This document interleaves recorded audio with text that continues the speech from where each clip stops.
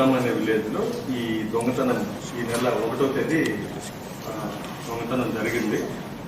దీంట్లో దాదాపు 35 తులాలు, అలాగే దీనికి ముందు అనకాపల్లి డిస్టిక్లో కసింకోట, అనకాపల్లిలో కూడా దాదాపు మొత్తం 40-45 తులాలు గోల్డ్ దొంగతనం జరిగింది.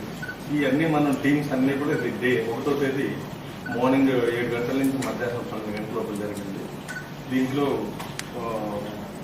జానపురెడ్డి వెంకటరమణ అనే ఒక ఇంట్లో ఈ బొడ్డాం అనే విలేజ్లో ఆయన ఫ్యామిలీతో పొలం పనులకు వెళ్తే పగలు దొంగతనం జరిగింది. మనకి క్లూస్ అన్నీ కూడా మనం చేయడం వల్ల మనకు చివరిగా పిల్లి నూకరాజు అనే వ్యక్తి, అలాగే అతనికి అసోసియేట్ అయినటువంటి పెచ్చెట్టి ఉపేంద్ర అనే 2 దొంగలు దీన్ని చేసినట్టు మనకు రూఢి అయింది. వీళ్ళు బాగా క్రిమినల్ రికార్డు ఉన్నటువంటి వ్యక్తులు. ఈ పిల్లి నూకరాజు దాదాపు ఇప్పటి వరకు 23 కేసుల్లో, దొంగతనం కేసుల్లో ఇన్వాల్వ్ అయి ఉన్నారు.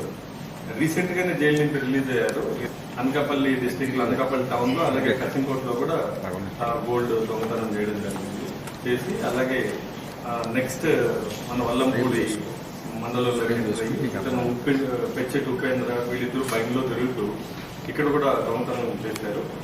వెంకటరమణ అనే అతనికి 3 అమ్మాయిలు, వాళ్ళ ఫ్యామిలీ మెంబర్స్ అంతా కూడా కష్టపడి కూడబెట్టుకున్నటువంటి బంగారాన్ని వాళ్ళ పొలంకి వెళ్ళి అదును చూసి ఇతను లేని టైం చూసి ఇంట్లో దొంగతనం చేయడం జరిగింది. ఈ ఉపేంద్ర అనే వ్యక్తి మీద దాదాపు 4 మర్డర్ ఫర్ గెయిన్, అంటే మనుషుల్ని డబ్బుల కోసం చంపేసేటువంటి మనస్తత్వం ఉన్నటువంటి కేసుల్లో ఇతను అరెస్ట్ అయ్యి బయటకు బెయిల్ మీద ఉంటున్నాడు.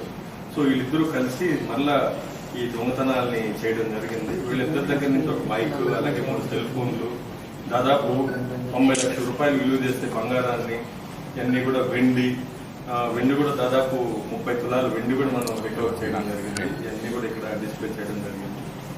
సో వీళ్ళిద్దరిని కూడా ఈరోజు మనం రిమాండ్కి పంపుతున్నాం. ఈ ప్రాపర్టీ అంతా ఇంటాక్ట్ గా రికవరీ చేయడం జరిగింది. So it is the biggest recovery. మనకు దాదాపు 90 లక్షల రూపాయల రికవరీ జరుగుతుంది. నేను ప్రజల్ని ఒక రిక్వెస్ట్ చేస్తున్నాను, విజయనగరం ప్రజల్ని, మీరు వెళ్తున్నప్పుడు మీ ఇంట్లో వాల్యుబుల్స్ ఉన్నప్పుడు మీరు ఎవరినో ఒకరిని ఇంటి దగ్గర ఉంచడం, ఇది లేని పరిస్థితుల్లో బయట అందరూ వెళ్లాల్సి వచ్చినప్పుడు దాన్ని తగు జాగ్రత్తలు తీసుకొని మీ బంధువులకి జాగ్రత్తగా అప్పచెప్పడం, లేదంటే నమ్మకమైనటువంటి వాళ్ళ దగ్గర పెట్టడం. ఇంట్లో అలాగే చిన్న ఎవరు లేని కొంచెం దూరంగా ఉన్నటువంటి ఇళ్లలో వాళ్ళు విలువైన వస్తువులు పెట్టి బయట వెళ్ళినప్పుడు, పొలాలకు వెళ్ళినప్పుడు ఇలాంటి దొంగతనాలు చిన్న జరుగుతున్నాయి. బట్ మనకు ఉన్నటువంటి టెక్నాలజీ ద్వారా మనం ఆల్మోస్ట్ వీళ్ళని ట్రాక్ చేయడం జరిగింది. సీసీ కెమెరాల ద్వారా ఎవరు వచ్చారు